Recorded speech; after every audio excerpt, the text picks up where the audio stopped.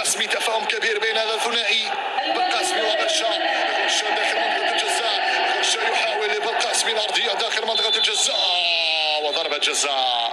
ضربة جزاء يقول حكم المباراة لمصلحة بالقاسمي ولمصلحة عناصر اتحاد العاصمة بعد التدخل الأخير الذي كان على بالقاسمي داخل المنطقة. الحكم إعلان عن ضربة الجزاء لبالقاسمي. الدفع كان من الخلف من اللاعب جمرود على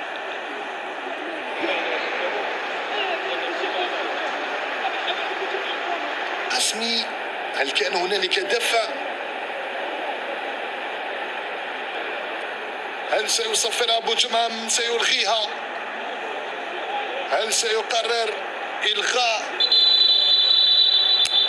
الحكم يقول لك ليس هنالك ضربة الجزاء على بالقاسمي.